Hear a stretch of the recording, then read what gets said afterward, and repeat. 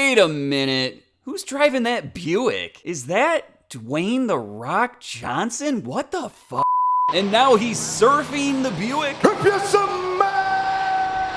Jeez, is this Fast and Furious or pure stock racing? 1965 Buick Gran Sport. And this was known as the gentleman's hot rod, so back in 1965, after a hard day at the office, smoking 5 packs of cigarettes, well, this was the car that you were gonna get into. And as you might expect, the Gran Sport was a more performance-oriented Buick. Underneath the hood was a 401 cubic inch V8 that was termed the Nailhead. And you know what they say about Buick guys? They love getting nailed.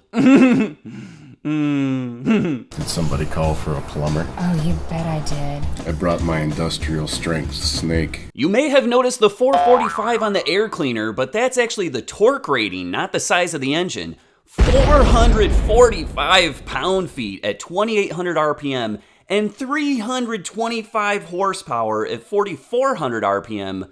All with a compression ratio of 10 1/4 to 1. And I'll just say it, I'm a huge fan of the Wildcat engine, but I'm probably a bigger fan of Cougars. Aren't you glad you had a lifeguard here to save you? I guess. You had a few different transmissions available in the 1965 Gran Sport. You could get a 3-speed manual, a 4-speed manual, or like our featured car, a 2-speed automatic, which is the Super Turbine 300. Batteries to power. Turbines to speed. Ready to move out. The Super Turbine was introduced in 1964 as a replacement for the Dynaflow, which some people lovingly refer to as the Dyna Slush or even the Dyna Flush.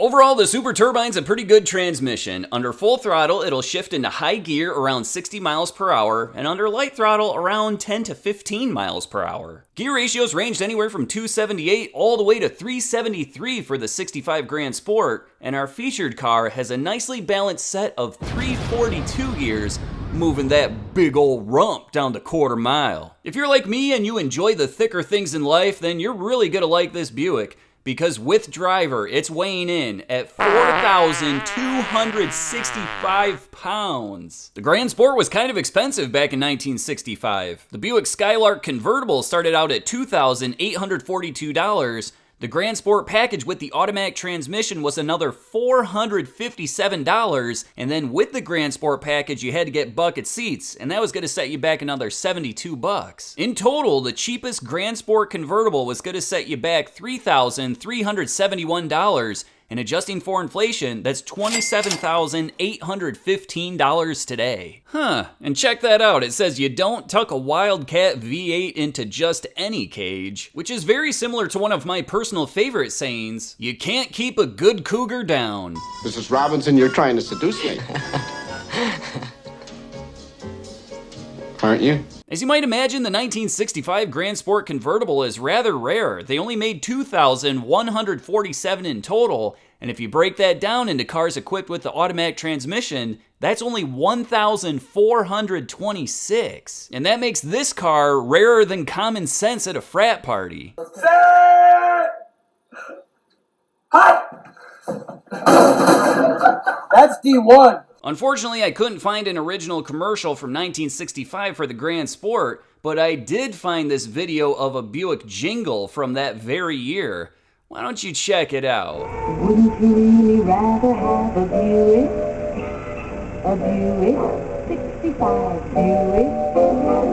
Wouldn't you really rather have a Buick than any other car this year? You want action? Yes, I do want some action this year, but regardless, the song is okay, I guess. Wouldn't you really rather have a Buick? As much as I love this nice, thick Buick, let's check out its opponent. The Hurst Olds is an absolute monster, and in 1969, Oldsmobile decided to take a nice fat rip of some medicinal marijuana, and they got a little bit crazy. Am I driving okay? I think we're parked, man. The previous year's conservative, yet still very attractive silver and black paint scheme was thrown out like my sense of self-respect and replaced with something wilder. Introducing Cameo White and Fire Frost Gold. And regardless of how cool this car looks, it still needs some power to back it up, but don't you worry. This thing's got more than a few buff horses under the hood, because that 455 cubic inch monstrosity is putting out 380 buff ass horses at 5,000 RPM. It has a compression ratio of 10.5 to 1, and before I tell you that torque rating, you're probably going to want to take a seat and get out your lube. 500 pound-feet at 3,200 RPM. Hopefully you like automatic transmissions, because that's all you could get with the 1969 Hurst Olds, and it was a specially calibrated Turbo 400 with code OH. Oh, nice. Oh, you know what I'm talking about. Oh. But come on, you guys. It's all about that sweet, sweet Hurst dual gate shifter. The Hurst Olds isn't exactly what you would call a light car, because this thing with driver is coming in at 3,942 pounds.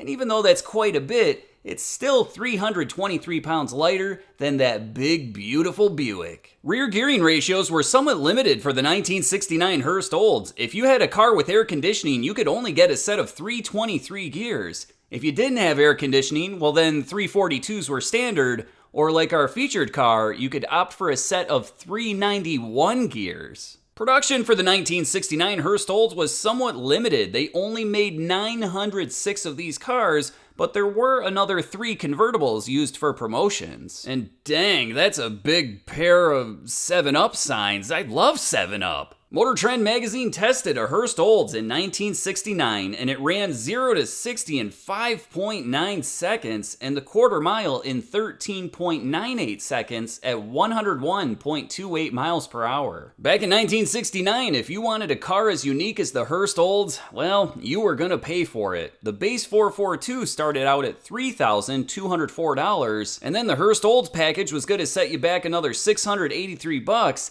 and that gives you an absolute cheapest total of $3,887, and adjusting for inflation, that's around $27,508 today. And that's probably enough foreplay for today, so how about we get to the reason that you're all here, the drag races.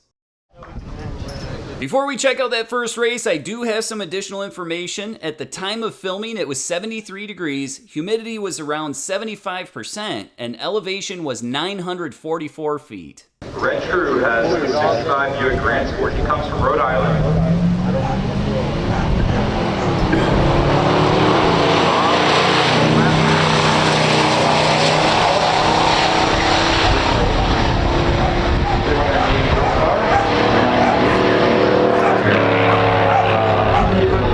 And in the first round, the Hurst Olds runs a 14.12 second quarter mile at 97.12 miles per hour, compared to the Buick's 14.15 seconds at 96.53 miles per hour. So you might assume that the Hurst Olds won, but actually the Buick's reaction time was so good it was able to compensate for its slightly slower ET, and he actually crossed the finish line first, taking the win. So with the Buick up 1-0, let's check out round 2.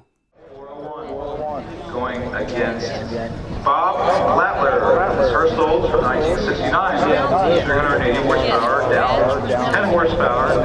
1968, but pretty much identical for the most part for this year.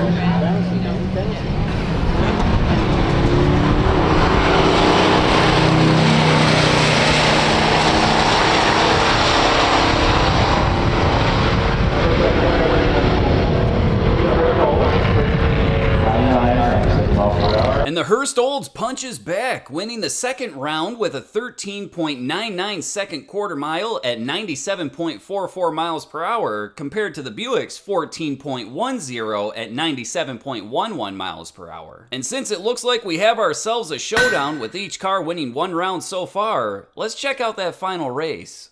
1410, next Red True 65 GS. Left lane. Bob Blattler has the Hurst Olds in the right lane. 401 versus 455. 455 Hurst Olds in the red lane.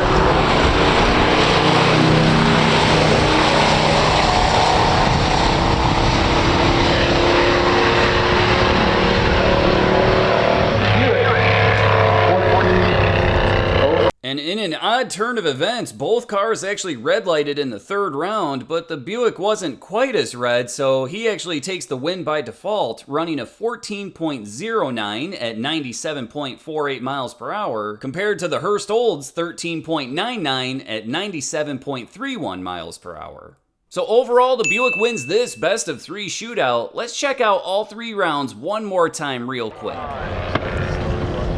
97 miles per hour. Who has the 65 Buick Gran Sport. He comes from Rhode Island.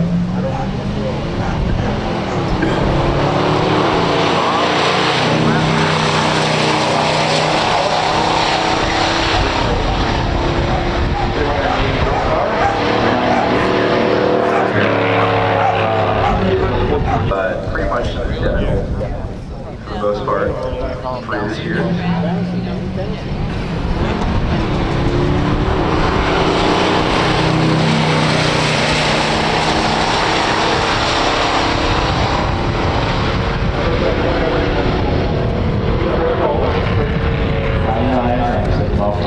Right lane.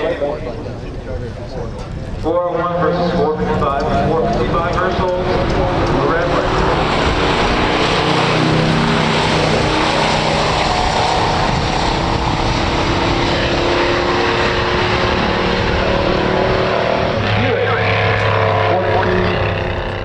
Thanks for watching, I really appreciate it. Don't forget to hit the like button and subscribe to the channel. And come on, find us on Instagram, guy. What are you doing with your life?